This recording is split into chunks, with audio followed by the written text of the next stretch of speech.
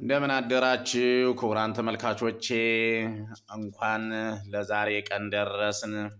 እንግዲህ ዛሬ ስለ ማክሰኞ ስነ ፍጥረት ስለ እጽዋት ነው የምናወራው።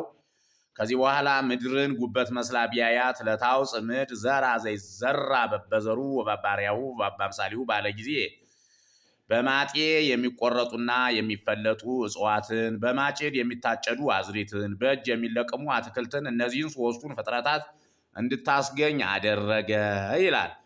ወምድርሰ ተፈጥረት በአምሳለ ሰፍነግ እንተተነብር መልዕልተ ማይ ወበዛቲ ዕለት አዘዛ እግዚአብሔር ታውፅአ መልማለ ወዘራ እንዳለ ቀለሚንጦስ ነው የሚለው።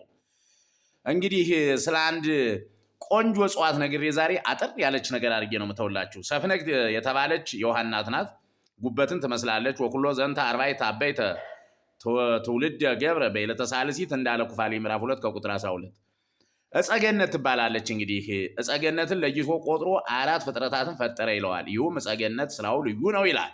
እጸገነት አስምሩበት። እጸገነት በሉና ታሪኳን ማስቀረት አለባችሁ። እጸገነት ስራው ልዩ ነው። ቅጠሉ ሰፋፊ ነው። 12-15 ክንድ ይሆናል። የቅጠሉ ርዝመት ማለት ነው። አያችሁ፣ በጣም የሚገርመው ነገር የቅጠሉ ርዝመት ስንት ይሆናል አለ? 12-15 ክንድ ይሆናል። ቢያንስ ይላል ከ5 ክንድ አያንስም። ማለት ከ8 ነው እንጂ 5 ነው።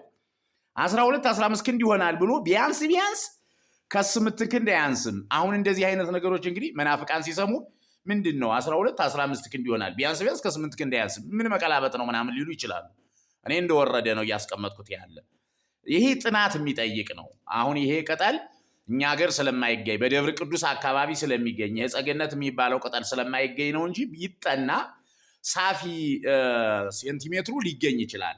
ግን ሊቃውንት ዝም ብለው በግምት ሲተረጉሙ ምንድነው ያሉት? የጸገነት ቅጠሉ ሰፋፊ ነው ብለው 12-15 ክንድ ይሆናል አሉ። ቢያንስ ደግሞ 8 ክንድ ከ8 ክንድ አያንስም። ያ ማለት አንዳንድ እጽዋት ሲመቸው ሰፋፊ ቅጠሎች ያበቅላል። በማይመቸው ሰዓት ኩስርች የሆነች ኮሰረት ቅጠል ያበቅላል።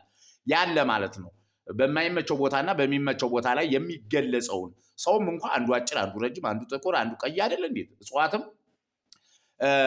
የሚመቸው ቦታ ላይ ሰፋፊ ቅጠል፣ መካከለኛ ላይ መካከለኛ ቅጠል፣ በጣም ቦንዳ ላይ የበቀለ ደግሞ በጣም ትናንሽ ቅጠል። ይሄ ለማለት ፈልጎ ነው። በዚህ መንገድ ተረዱት። ስለዚህ የጸገነት ቅጠል ሰፋፊ ነው። 12-15 ክንድ ይሆናል። ቢያንስ ከ8 ክንድ አያንስም የሚለውን ተረዱት ማለት ነው። ማዛው ደግሞ የዓመት ከመንፈቅ ወይም የ2 ወር መንገድ ሄዶ ይሸታል። ይችም መናፍቃን እንዳጮው እንግዲህ ተፈጥሮ ነው፣ እግዚአብሔር ነው የፈጠረው።